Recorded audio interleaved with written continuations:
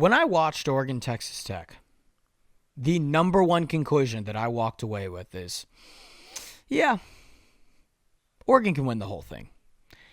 And last year I didn't say that. And you'll probably say, Harris, they were 13-0 last year. What do you mean? Weren't they better last year than they were this year? And to that I say, well, maybe they were more explosive, but they had to win games a certain way. Big Ten championship, Penn State. Yeah, they scored 45 points, but they gave up 37.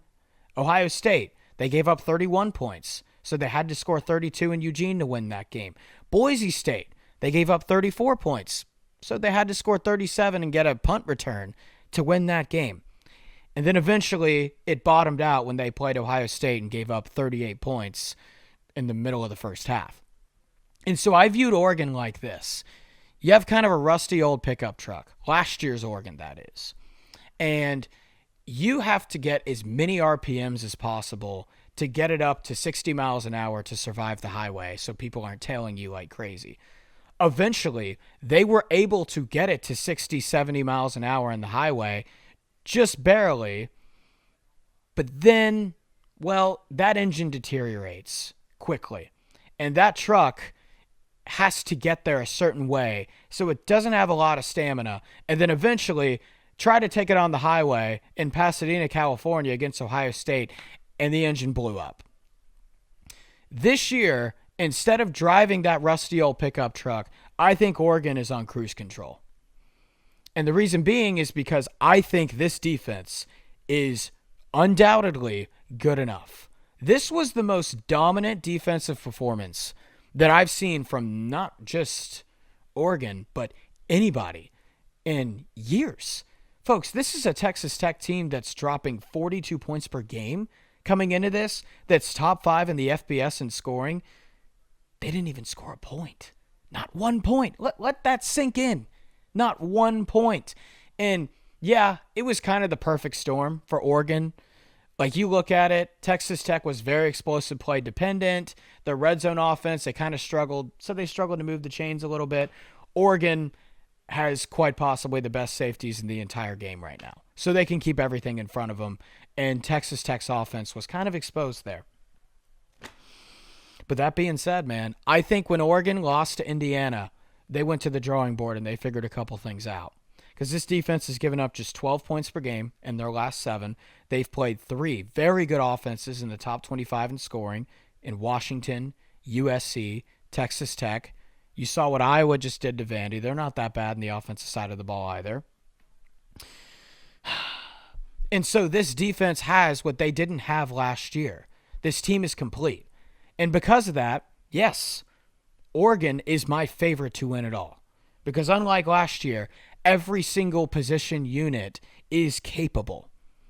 And on the offensive side of the ball, well, this could be the best rushing attack in the country. 5.5 yards per carry as a team. Ooh. And here's an interesting thing. 4 running backs with over 5 yards per carry. So what does that tell you? That tells you that you could put any running back with any type of skill set in that offensive line and that running scheme, and they'll succeed with flying colors. Along with that, Dante Moore's got the lowest pressure rate in the entire FBS. So no one sits in a clean pocket right now more than Dante Moore. And remember that Oregon offensive line last year, when they played Idaho at the beginning, when they played Boise, they were stifled running the ball. And then eventually their offensive line got better throughout the season. And then the Ohio State game happened and you're like, ooh, they're not weathering that storm. And, you know, I look at a football team like this. Another metaphor for it. I'm getting metaphorical. I look at an offense like a house, okay? The quarterback is the house itself.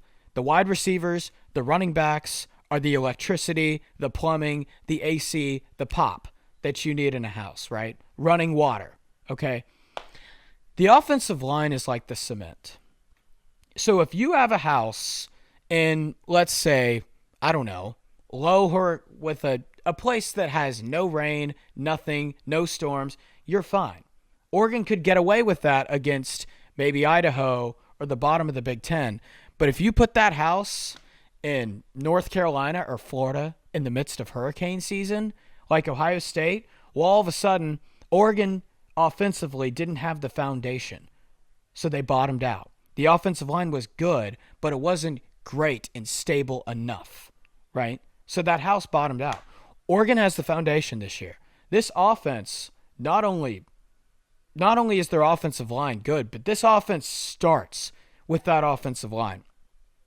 And I think, again, along with that, I talked about how Oregon has utterly no weaknesses, okay? Oregon has a first-round projected NFL quarterback, right, and Dante Moore, who's got 3,200 yards, 73% completion percentage, and 28 TDs and 9 picks. So their only weakness, you could say, is probably at wide receiver. But I want y'all to keep track of this. Evan Stewart, remember the guy that got hurt in the preseason? Kind of came into the season as a projected first-round, second-round NFL draft pick. He might play. And that changes everything. Because I think Oregon's got a good collection of receivers, kind of like their offensive line last year, or even their defense as a whole. I don't know if they have a great collection of receivers.